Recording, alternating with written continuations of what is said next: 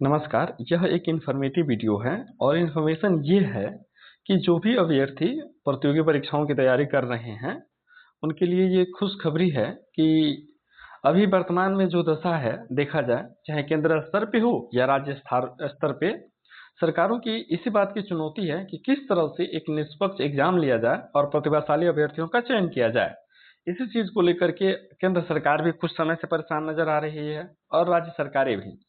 अभी देखिए ना, कल की डेट में, जैसे कि आज 24 अगस्त है, 23 अगस्त की डेट में बिहार सरकार द्वारा एक समिति का गठन किया गया है। हालांकि केंद्र सरकार ने भी कई बार कई समितियों का गठन किया है, तो इसी स्तर पे बिहार सरकार भी एक समिति का गठन किया है, जिससे कि एग्जाम जो भी हो रहे हों, प्रतियोगी परीक्षाएं जो भी हो रही हों, उनको निष्पक्ष किया जाए तथा उसमें किसी प्रकार का भ्रष्टाचार संलिप्त न हो।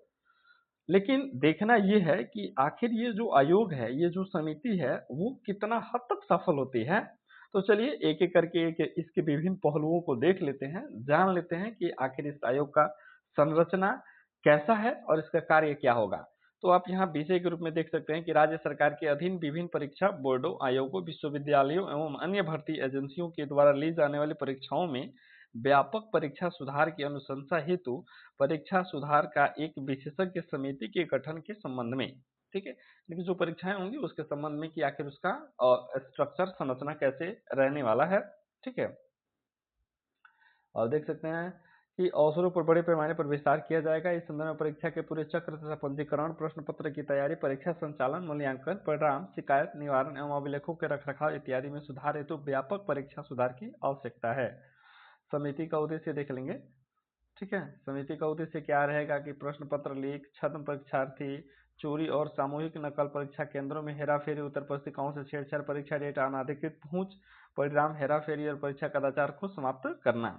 इसकी जरूरत भी थी, ये अच्छी चीज है, बट कितना सफल होता है, सबसे बड़ा बात ये रहेगा। फिर से यहाँ देखेंगे कि इस समिति का जो कार्य क्षेत्र, आखिर इस समिति का कार्य क्षेत्र कहाँ तक रहेगा। तो समिति आवश्यकता अनुसार बिहार में आयोजित होने वाली परीक्षाओं के निम्न श्रेणी की जांच कर अनुशंसा कर सकती है। माध्यमिक, उच्च माध्यमिक परीक्षाएं, विश्वविद्यालय की परीक्षाएं, व्यवसायिक एवं तकनीकी परीक्षाएं, प्रवेश एवं पात्रता परीक्षाएं, भर्ती एवं प्रतियोगी परीक्षाएं, यानी कि लगभग बिहार सरकार जितने एग्जाम कंडक्ट करवाएगी, सभी एग्जाम को ये समिति जो है जांच सकती है और उसमें अपना भागीदारी सुनिश्चित कर सकती है।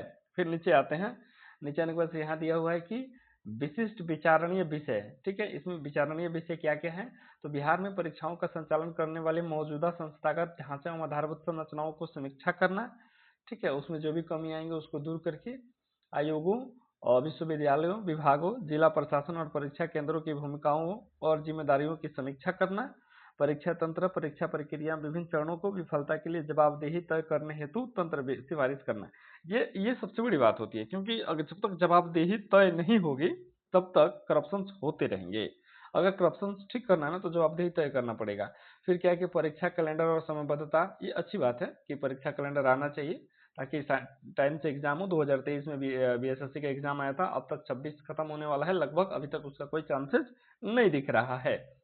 फिर यहाँ देखेंगे प्रश्न पत्रों में सुधार। यह समिति प्रश्न पत्र के निर्माण की व्यापक समीक्षा करेगी। बहुस्तरीय प्रश्न पत्र सेटिंग, मॉडरेशन, प्रशिक्षित और सूचीबद्ध पेपर सेटर का उपयोग कर कठिनाई स्तर पर मानकीकरण आदि पर भी विस्तृत प्रणाली की अनुशंसा करेगी।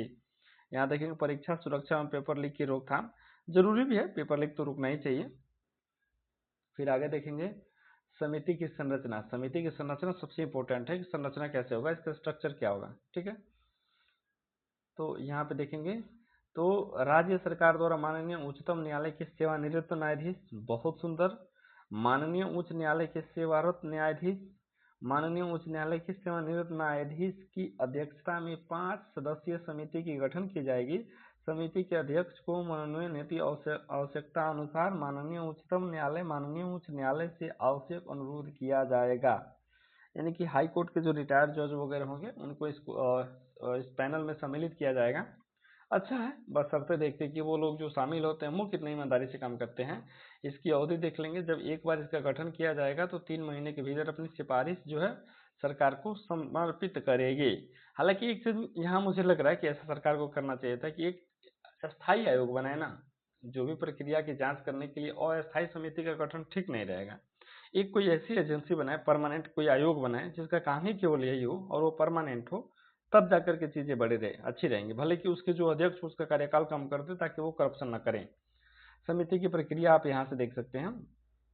समिति अपने कार्यों के निष्पादन हेतु आवश्यकता अनुसार आयोगों, विश्वविद्यालयों, संस्थानों, जिला प्रशासन, राज्य भर्ती एजेंसियों, विषय विशेषज्ञों, तकनीकी संस्थानों, प्रौद्योगिकीविदों एवं अन्य लोगों से परामर्श कर सकती है। उक्त समिति में किए गए सभी परामर्श एवं पत्राचार गोपनीय रखे जाएंगे। अच्छी बात है। समिति की संस्थागत व्यवस्था। सामान्य प्रशासन विभाग द्वारा समिति के सचिवालय, लॉजिस्टिक, तकनीकी एवं अन्य आवश्यक व्यवस्था प्रदान की जाएगी। समिति के अध्यक्ष एवं सदस्यों को मानदेय के रूप में उनके सेवानिवृत्ति के पूर्व भुगतान की गई वेतन एवं महंगाई भत्ता की राशि भुगतान किया जाएगा।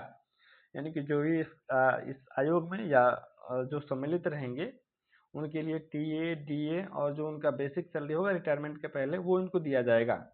खैर ये चीज सही है। और उसके बाद से किन के द्वारा, बिहार राज्य के राज्यपाल के आदेश के द्वारा 23 अगस्त को ये न्यूज जारी किया गया। ठीक है। अब देखते हैं कि जो भी आयोग बन रहा है, जो भी समिति बन रही है, ये समिति कितने हद तक अपने कार्यों का सफल रूप से संचालित करती है, निष्पादित करती है। तब जाकर के एक बिहार का हम लोग अच्छा भविष्य रख पाएंगे।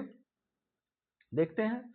और जैसे ही कोई फिर इन्फॉर्मेटिव वीडियो आएगा मिलेंगे उस वीडियो के साथ। तब तक के लिए धन्यवाद।